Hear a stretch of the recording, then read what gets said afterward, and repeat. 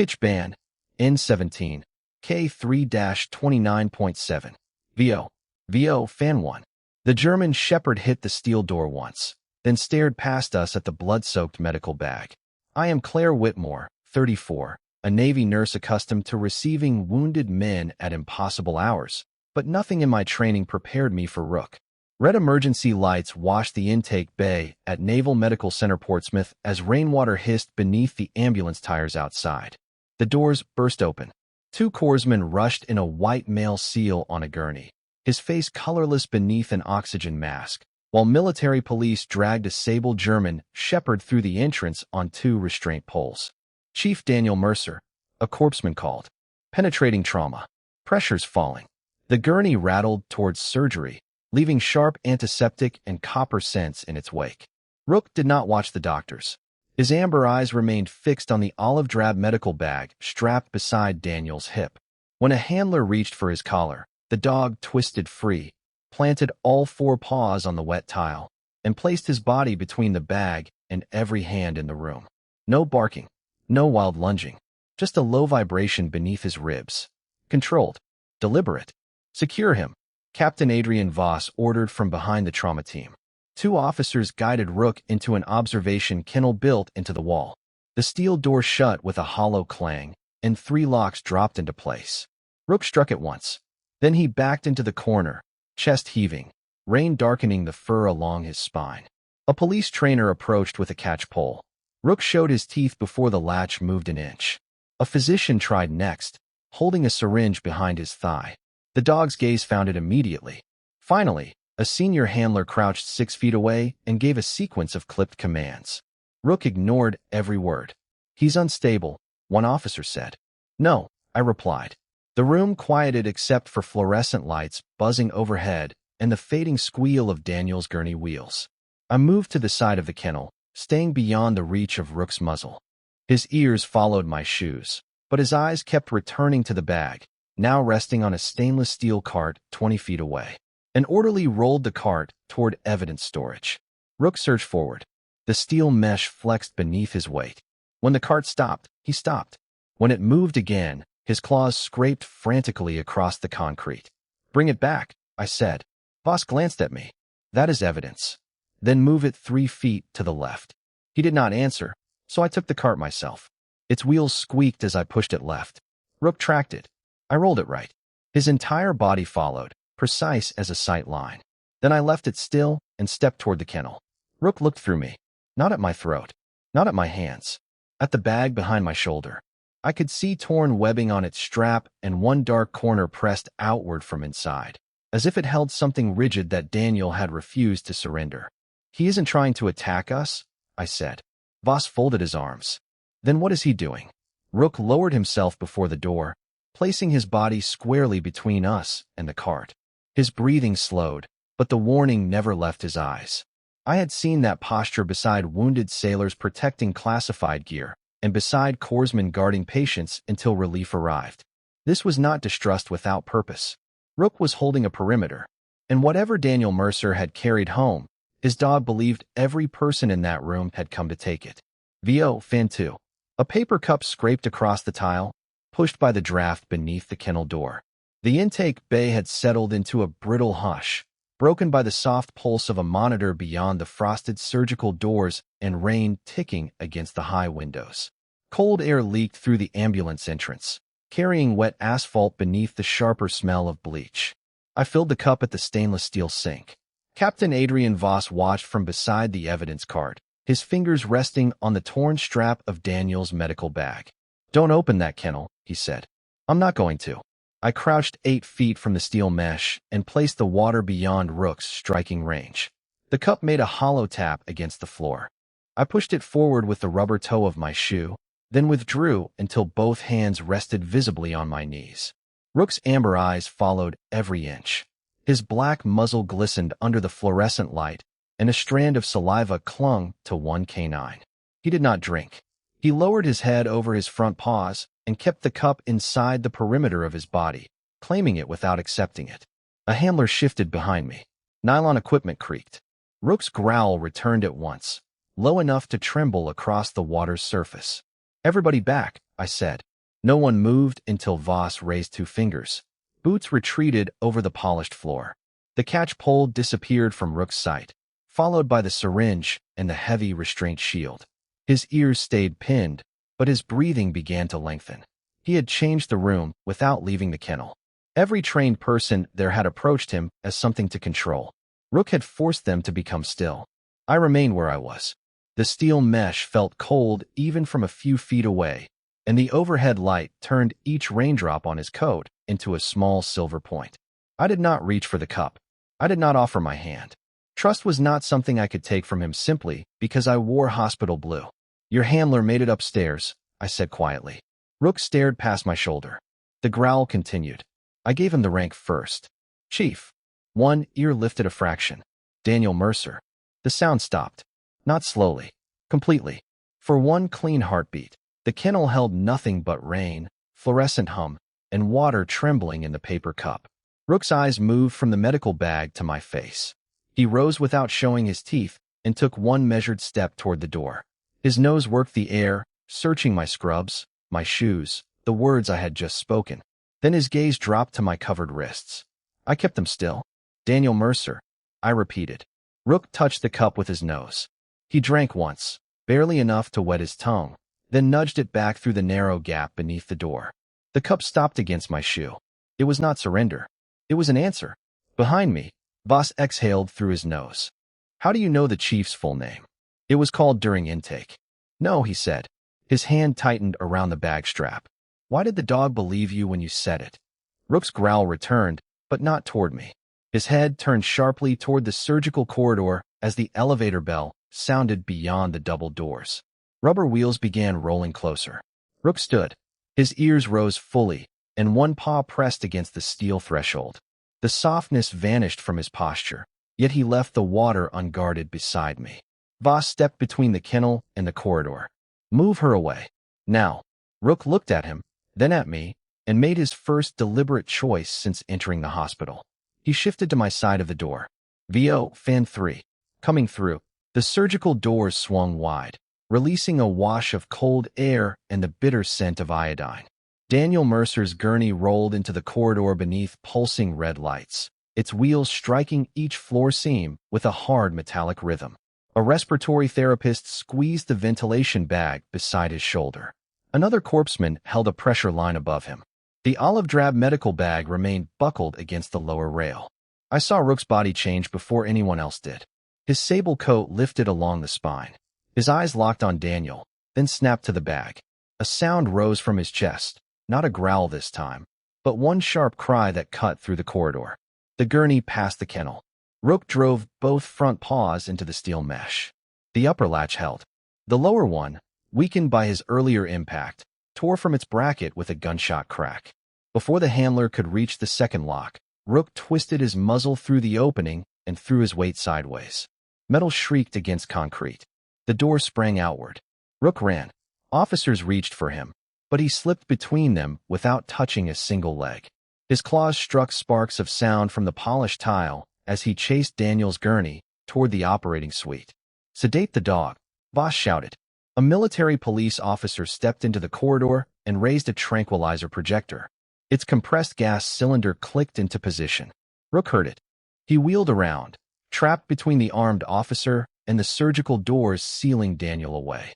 His paws spread against the slick floor. Foam gathered at the edge of his black muzzle, and each breath came short and white in the refrigerated air. I moved before the officer finished sighting. My shoes slapped across the tile. I stepped directly into his line of fire and spread my arms, leaving Rook behind me. Lower it. Ma'am, move. A dart at this distance could penetrate too deep. His heart rate is already uncontrolled. Whitmore, Voss said, closing in from my left. Stand aside. Rook could have taken me down. He was less than 3 feet behind my back, 70 pounds of muscle and training, with no steel between us now. Instead, his breathing slowed enough for me to hear the faint jingle of his collar. I kept my hands open. Chief Mercer is going into surgery, I said without turning. You're not losing him in this hallway. The projector remained aimed at my chest. Voss's boots stopped within arm's reach. Rain hammered the windows above us, and somewhere behind the operating doors, An alarm began sounding in measured pairs. "This is your final order," he said. "Move, or I suspend you pending command review." My badge felt suddenly heavy against my scrub top. 12 years of service sat inside that strip of plastic. Every night shift, every deployment ward, every hand I had held while machines counted the seconds. I unclipped it. The metal clasp made a tiny sound in the enormous corridor. Then I placed the badge on the floor between Voss and me. "Suspend me." No one spoke. I stepped backward once, not toward safety, but toward Rook. Warm breath touched the back of my wrist through the cuff of my sleeve. He did not bite. He moved with me. One step, then another. The officer lowered the projector by 3 inches. I guided Rook away from the surgical doors without touching him, using only my body to narrow the path. He followed until the olive drab bag shifted against Daniel's disappearing gurney. Rook stopped instantly. His gaze hardened on it. Then he pressed past my hip, caught the dangling strap between his teeth, and pulled. The buckle strained against the rail. Voss reached for the bag. Rook planted his paws and refused to release it. "Give me 60 seconds with him," I said. Voss picked up my badge, but did not return it. "You have 30, he replied. "Then the dog is sedated, and you leave this hospital under escort." VO, Fan 4. The buckle snapped with a flat metallic crack.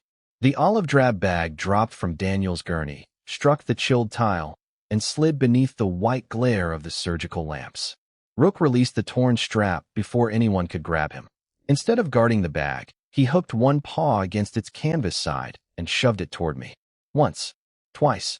The coarse fabric scraped across the floor until it touched my shoe. 10 seconds, Voss said. I lowered myself slowly, keeping my hands above the bag. Rook stood over it, his breath warming my fingers while the antiseptic air chilled the sweat beneath my collar. His gaze moved from my face to the zipper. Then he stepped back. Not for Voss, not for the armed officer. For me.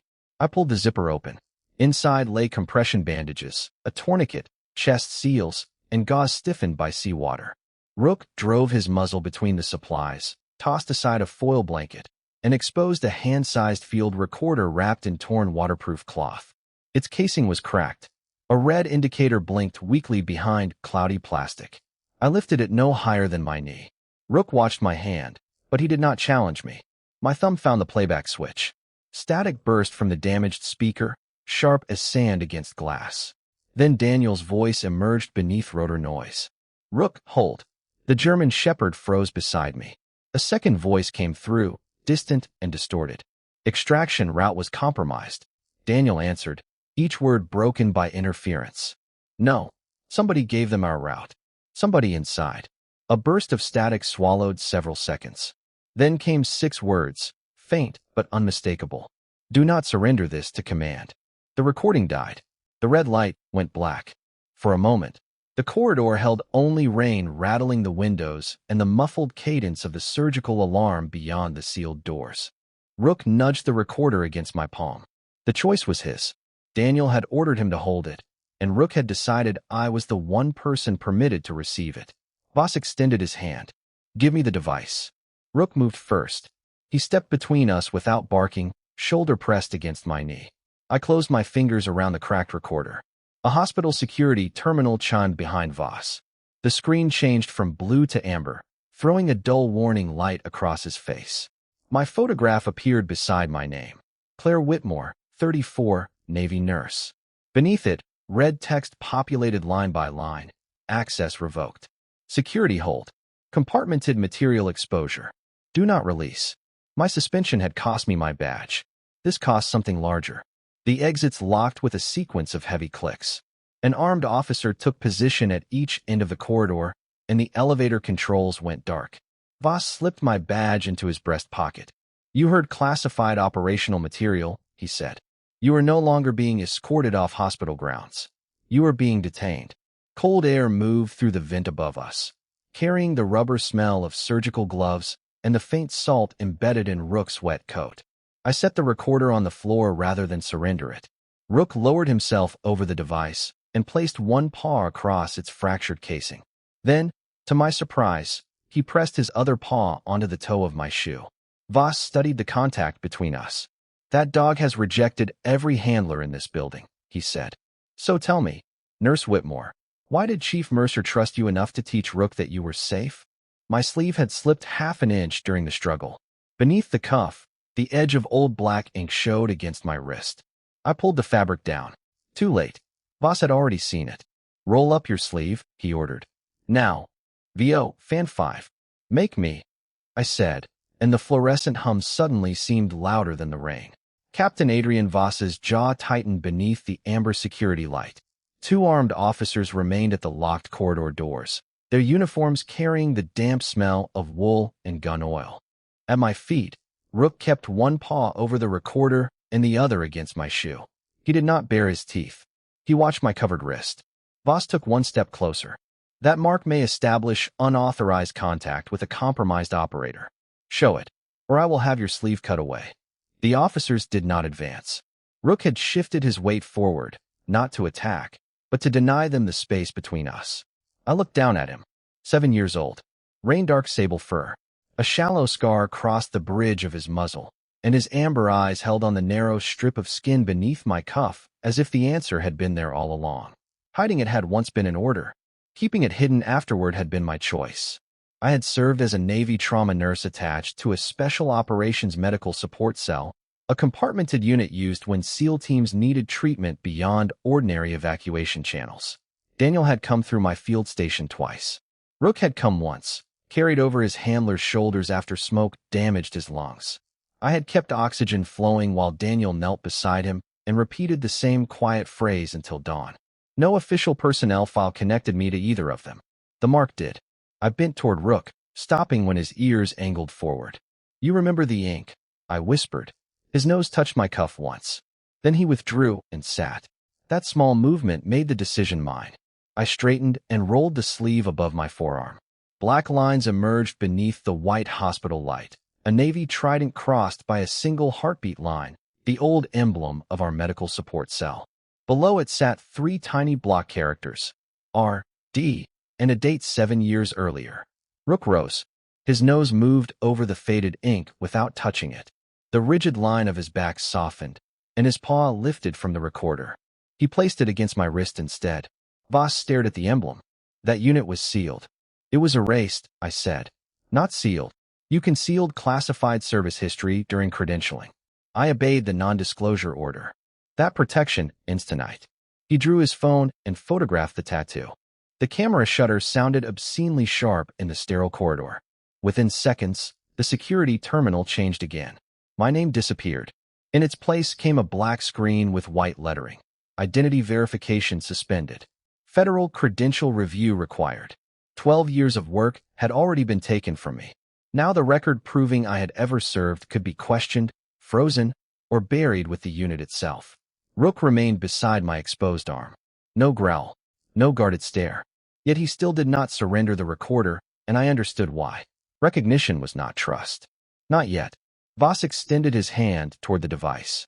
Your old emblem does not give you authority over this animal. No, I said. But Daniel gave Rook a contingency protocol. Voss's eyes narrowed. What protocol? A red light began flashing above the operating suite doors. The intercom cracked alive through a wash of static. Code blue, or 2. Chief Mercer. Trauma nurse requested immediately.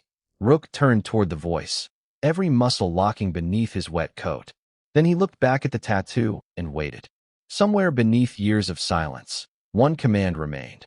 One I had sworn never to speak unless Daniel could no longer give it himself. I pulled my sleeve higher, leaving the mark fully visible, and stepped toward the operating room. Open that door, Captain, I said, or you can explain why you let the only 2 beings Daniel trusted stand outside while his heart stopped. VO Fan 6. The lock released with a heavy click, and cold white light spilled from or 2 across the corridor floor. Captain Voss opened the door only wide enough for me to pass. The dog stays outside. Before I could answer, Rook seized the damaged recorder gently between his teeth and followed me across the threshold. Voss reached for his collar. Rook pivoted away without growling, then planted himself beside Daniel's gurney. The operating room smelled of iodine, hot plastic, and damp fur. Monitors sounded one continuous tone. Daniel lay beneath blue surgical drapes, his skin gray under the lamps, while a physician delivered compressions that rocked his broad shoulders against the narrow table. Clear. The defibrillator discharged with a flat thump. Daniel's body lifted. The tone did not change. Rook moved toward him. A corpseman blocked the way, and the German shepherd lowered his head, the recorder still held carefully in his jaws. His eyes searched Daniel's motionless hand. "Get him out," the surgeon ordered. 2 officers entered behind Voss. Rook backed against the gurney and set the recorder beneath it. His muscles tightened. There was no path left for the medical team to reach Daniel without crossing the dog's boundary. I stepped into Rook's sight and raised my bare forearm. The black trident and heartbeat line caught the surgical glare. His eyes found the tattoo. Recognition held him still, but his paws did not move. The monitor kept screaming. "Claire," the surgeon snapped. "We need access now." I knelt on the freezing floor until my face was level with Rook's. He could reject me, and Daniel would lose the seconds we no longer had. Or he could accept the protocol and give up the last thing his handler had entrusted to him: control. I turned my wrist so the tattoo faced him fully. Then I spoke the words Daniel had reserved for the moment he could no longer lead. "Rook, carry the living." The dog's ears rose. His gaze shifted from the tattoo to Daniel, then back to me. For one breath, nothing moved except the blue drape trembling beneath the physician's hands. Rook picked up the recorder.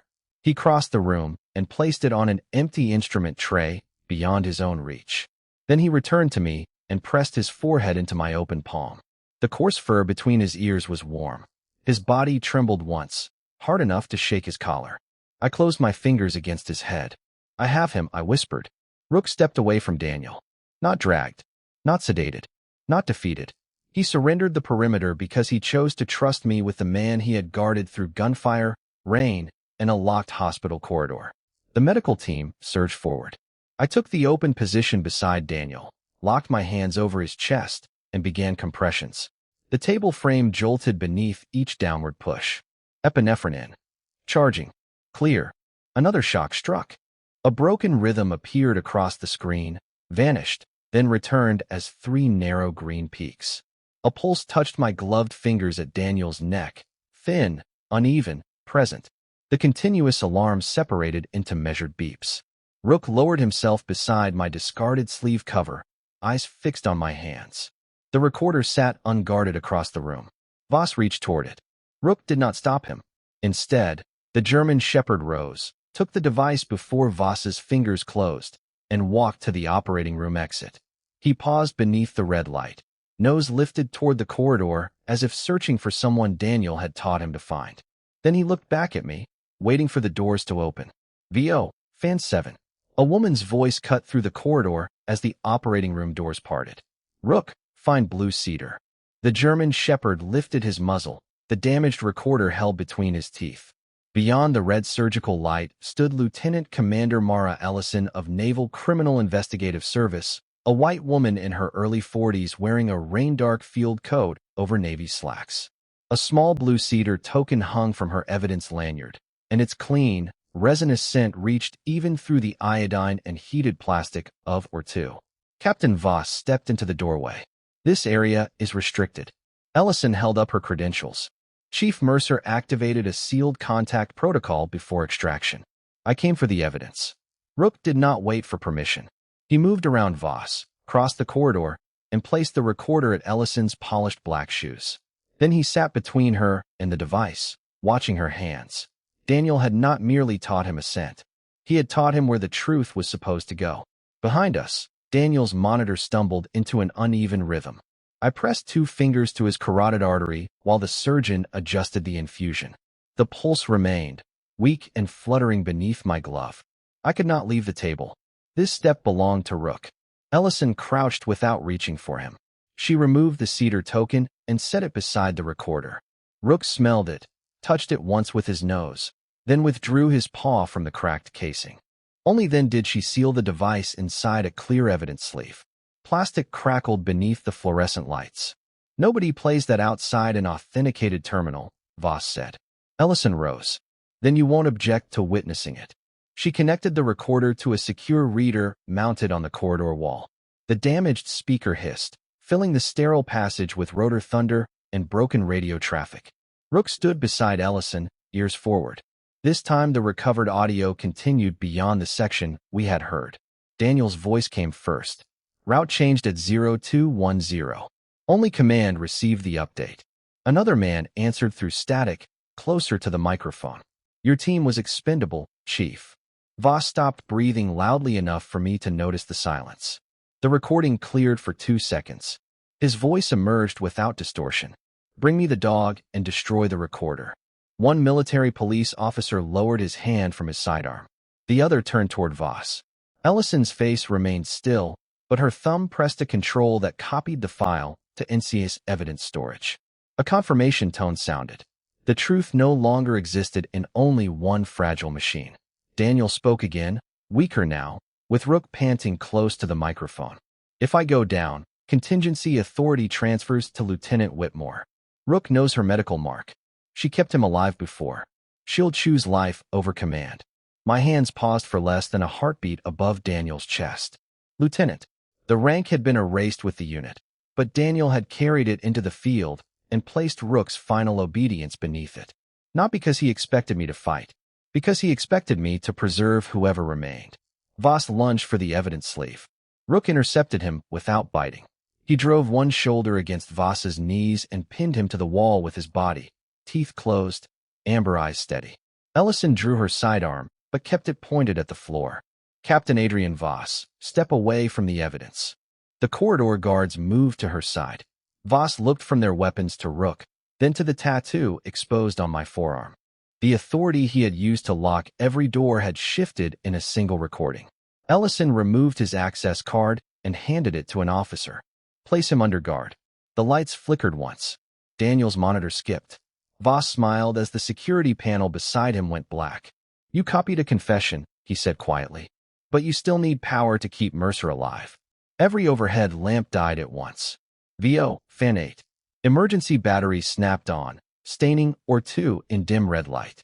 Daniel's monitor went silent, and the sharp odor of overheated circuitry spread through the room.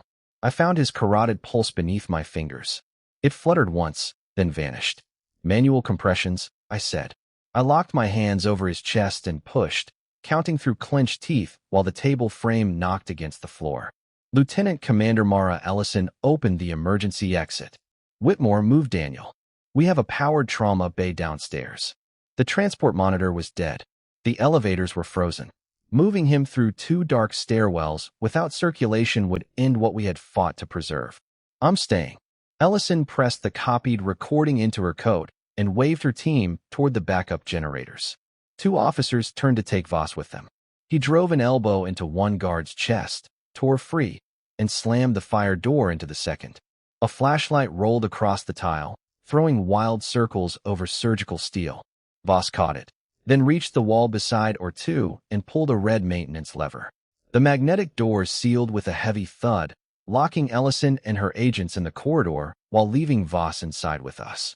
Rook stepped away from the wall. His sable coat appeared almost black under the emergency lamps. The low vibration in his chest made the instrument tray tremble. Voss faced him and gave a clipped hand signal. Rook, engage Whitmore. The words landed with the weight of old training. Rook turned toward me. I did not stop compressions. My tattoo lay uncovered beneath the red light, and each downward push drove pain through my shoulders. 27, 28, 29. Voss repeated the command, sharper now. Engage. Rook approached until his warm breath touched my forearm. For 1 second, his nose hovered above the black trident and heartbeat line. Then he turned his back on me. He placed his body between Voss and the operating table. No teeth, no lunge, just 70 pounds of deliberate refusal. Voss moved left. Rook matched him. Voss feinted right. Rook blocked that path too, controlling the distance without striking. That is an order, Voss shouted. Rook's ears did not move. Daniel had transferred authority, but this was more than a new chain of command. The dog understood who had chosen to save life and who had spent it for power. Voss reached beneath his jacket. Rook surged forward, caught the fabric at his forearm without closing on flesh, and drove him against a supply cabinet. Metal rang through the red darkness. Voss twisted, but Rook shifted his grip to the sleeve and held him upright, unable to reach me, unable to escape. 30, I counted. I opened Daniel's airway, gave 2 breaths, then resumed. My arms began to shake. Sweat ran cold beneath my scrubs, and the tendons in my wrists felt stretched like wire. Through the sealed door came Ellison's muffled command, followed by the heavy strike of a rescue ram. Voss looked over Rook's shoulder. "Leave him, Whitmore. You can still walk out." The emergency exit remained open behind me. Clean air moved through it, carrying rain and cool concrete. I could step away. I could keep my own heart safe. Instead, I planted my feet wider and pushed harder. 38, 39, 40. Daniel's ribs rose beneath my palms. Rook glanced back once, saw that I remained, and tightened his stance without biting. The rescue ram struck again. The lock tore loose. Ellison's team flooded the room, weapons trained low. They pulled Voss away while Rook released his sleeve on command. Not Voss's command, but mine. "Rook, guard." He returned to Daniel's side and stood over us as the backup generator caught with a deep mechanical roar. Lights flared white. The monitor rebooted, searched, then found a narrow rhythm. A pulse returned beneath my fingers. Ellison secured Voss in restraints. For the first time, he had no order left that anyone would obey. Daniel's eyelids moved. His hand slid weakly across the sheet until 2 fingers touched Rook's collar, but when his eyes opened, they settled on my tattoo. His lips parted behind the oxygen mask. Only one broken word escaped. "Choose." Then his gaze shifted from Rook to me, as if the final decision had never belonged to command at all. VO, Fan 9. 3 months later, a leather leash rested untouched on the rehabilitation room floor. Morning sun warmed the pale walls of Naval Medical Center Portsmouth, and the air smelled of coffee, floor wax, and the salt drifting in from the Elizabeth River. Daniel Mercer sat in a wheelchair beside the window, thinner now, his white rehabilitation shirt loose across his shoulders. His right hand lay motionless in his lap. The other rested on Rook's collar. A medical review officer placed 2 folders on the table. One bore Daniel's name. The second bore mine. Voss's confession and the recorder had cleared my service record, but they could not return Daniel to active duty. His injuries made the decision permanent. Rook's future remained unsigned. "Chief Mercer may nominate a custodian," the officer said. "The final placement must be voluntary. We will not compel a working dog with his history." Daniel looked down at Rook. Good. No handler stood at the door. No restraint pole waited in the hall. Mara Ellison had ensured that much before Voss was transferred into federal custody. I opened the kennel at the far end of the room, then removed Rook's working harness and placed it beside Daniel's wheelchair. The brass buckle struck the table leg with a quiet chime. Without the harness, he was no longer receiving an assignment. He was being offered a life. I set the leash midway between us and stepped back. My reinstatement orders waited inside the folder, along with command of a trauma recovery program pairing wounded operators with retired military dogs. Accepting meant returning to the work I had once been ordered to erase. It also meant carrying the people and animals that service had left behind. Daniel curled his fingers into Rook's fur. "You carried me far enough, partner." His voice remained rough, but it no longer had to fight a machine. He unfastened Rook's old identification tag and closed it inside his palm. Then he released the collar. Rook stayed beside him. 1 second. 2. His amber eyes moved from Daniel to me, then to the exposed tattoo on my forearm. I said nothing. The command had opened a door once. Using it now would turn choice back into obedience. Rook lowered his head beneath Daniel's hand one final time. Daniel traced the scar over his muzzle with his thumb. Then Rook crossed the room alone. He did not come directly to me. He stopped at the leash, picked up its leather loop, and carried it back to Daniel. My breath caught against the cold edge of my teeth. Daniel took the loop, looked at Rook, and gave a small shake of his head. "Not mine to give." Rook reclaimed it. This time, he walked to me and placed the loop over my open hand. His warm muzzle settled against the tattoo. The review officer closed the blank transfer folder and slid it toward Daniel. Daniel signed with his left hand, each letter crooked but deliberate. I signed beneath him. Then I clipped the leash to Rook's collar. "Rook, carry the living." His ears lifted, but instead of falling into heel, he turned toward Daniel and waited. I understood. I locked the wheelchair brakes open, took hold of the push handles, and guided Daniel into the sunlit corridor while Rook walked between us. Months later, our recovery room would fill with scarred sailors, anxious families, and retired dogs learning that an open hand did not always take. Rook greeted each newcomer first, then returned to my side without being called. The tattoo remained uncovered. The command remained rare. It had never meant leave the wounded behind. It meant no soul had to make the journey alone. Rook had once obeyed men who taught him whom to fight. In the end, he trusted the woman who let him choose whom to carry home. Essie, the SEAL police dog, trusted no one, until the nurse showed her tattoo and spoke one command. After a failed mission, leaves Navy SEAL Chief Daniel Mercer fighting for his life. Rook, his traumatized German Shepherd police dog, refuses every handler who approaches. Only Navy nurse Claire Whitmore recognizes that Rook is protecting more than his wounded partner. When she reveals a hidden military tattoo and speaks one forgotten command, distrust becomes a life-saving bond. Set inside a tense U.S. naval hospital, this cinematic K-9 story blends loyalty, sacrifice, betrayal, redemption, and a quiet miracle, proving that true trust cannot be ordered. It must be freely given. TA. Character 1. Claire Whitmore, 34-year-old white American woman, Navy nurse, front-facing portrait, athletic build, composed expression, blonde hair tied back, navy blue medical scrubs, exposed trident and heartbeat tattoo on forearm, realistic naval hospital lighting, cinematic photorealism, no cartoon, no CGI, no illustration. TA. Character 2. Rook, 7-year-old male sable German Shepherd SEAL police dog, front-facing portrait, muscular athletic build, amber eyes, black muzzle, small scar across nose, tactical K-9 collar and harness, naval hospital background, cinematic photorealism, no cartoon, no CGI, no illustration.